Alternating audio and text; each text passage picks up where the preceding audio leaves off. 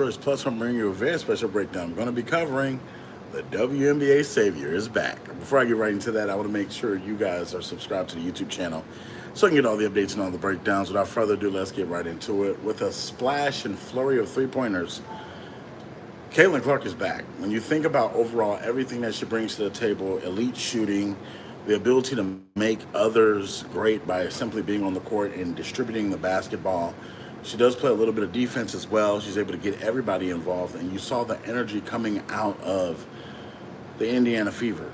The last couple of games, they've needed her very badly. And you think about this, with the 32 points that she brought in her game back from injury, it showed a lot of poise, a lot of presence, and it showed a lot of what's to come for the Indiana Fever. When you think about just some of the teams that they faced since they were going, they've lost a couple of games. They're now 5-5 from that standpoint, and you're seeing exactly how in the fourth quarter she took over. You know, New York Liberty were undefeated at one point. Before facing the Fever, they didn't really have a lot of tough tests. A lot of their games have been blowouts. They've been winning on average of 25 points plus, but the Fever stopped that. When you think about just her coming back in the three-point ball for Caitlin Clark is almost like a 5-point ball for everybody else, because once she sees 1, 2, or 3 go in, the basket gets so much bigger, and it's almost like she's shooting on a life-size goal where it's just extra big and it's just going in. She's splashing everything. It doesn't matter where it's from half court, on the three-point line, in intermediate shots. She's doing a little bit of everything. So that leads me to think, is Caitlin Clark the savior of the WNBA? When you think of the ratings, when you think of ticket prices, when you think of when she's playing versus when she's not playing, the WNBA is just more appealing when she's in the games or at the games. When you're thinking of her presence on the court, it made the game better for the Fever. It made the New York Liberty play a little harder. And, you know, missing 5 games, that did a lot.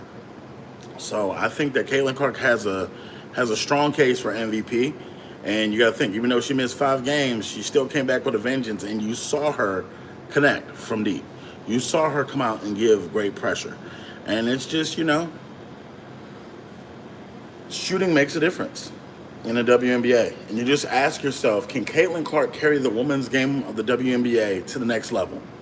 Can she essentially take the Indiana Fever and put them on a pedestal and make them that much more better? Can she challenge the East? And can she challenge the West, the best competition that they have, to be the face of the WNBA? The answer is yes. And you saw exactly how when they played today, Indiana looked like a whole different team with her. The supporting cast looked better.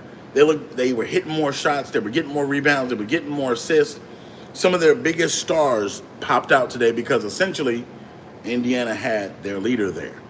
So when it's so many people like Angel Reese going back and forth and saying, "Oh, she's helping be the face of the league," nah, it's one person. It's Caitlin Clark. It's Caitlin Clark. And let's just put this to bed. Let's just put this to bed right now. There is no Angel Reese, Caitlin Clark rivalry. Let's just be clear. As much as Angel Reese is what she is, and she's in Chicago, she's a rebounding machine, there's no comparison between the pros of Angel and Caitlin. Caitlin's an MVP candidate. Caitlin is a leader of her team, and you're looking at potentially the face of the WNBA. Angel Reese is none of those things. She can be the face of Chicago Sky. She can be the face of women's basketball in Chicago. When you think about this, in Indiana, she's setting the tone for the league to get exposure. She's setting she's setting the price mark to be hundreds and thousands versus a couple of bucks. I've yet to see an Angel Clark game where the tickets were under a certain amount of money. It says half the rebounds she gets are from me-bounds. Yes, me-bounds. Me-bounds is when you miss your own shot and you get it and go back up. Yes, you're correct.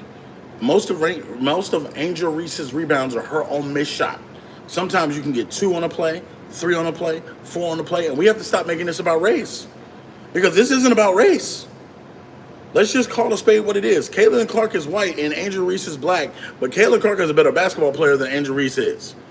This has nothing to do with how tall you are. This has nothing to do with your skin complexion. This has nothing to do with race at all. Caitlin Clark is her on the basketball court. When you think about the best athletes in the WNBA, you name Caitlin Clark off first.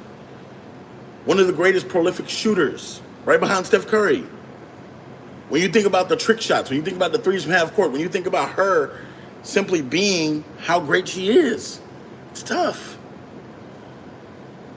And I want to see Angel Reese do well. I want to see some of the other women do well in the WNBA. But if someone's putting on a show like this and they're hitting three-pointers from all over and they're consistent, it's hard to top that. So you got to ask yourself, can you charge premium prices for Angel Reese or any other player in the league? Can you get the best out of the best when they come to your stadium? So you got to think about this. Everything that she's brought to the table, she's made the game better. It says thoughts on KD not having the Wolves in his top three. That could be a personal preference for Kevin Durant. Kevin Durant possibly wants an easier route to the NBA Finals. With the three teams that he named, that would be an easier on the East. With the Heat, it would be easier. And I think that Houston, you don't have to gut the team to get them. You can use certain players and certain draft pieces and get them because you have an overstocked small forward market.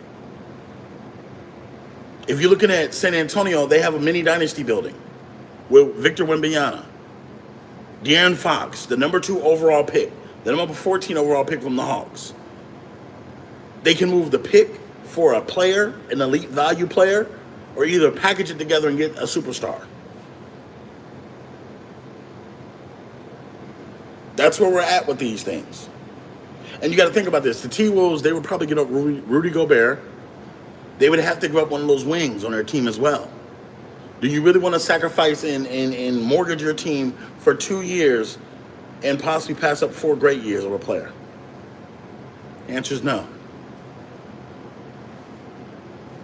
So in totality, you got to ask yourself, how many teams can actually trade for KD, have what the Suns want, and get something back in return that's great?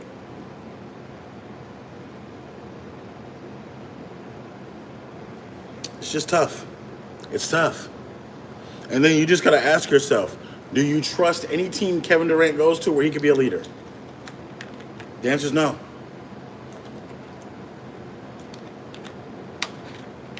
So you have to strike while the iron's hot. You have to get in while the getting is good. You have to make sure that your team is built on an angle where he can come in and he's the guy that you just plug in and play.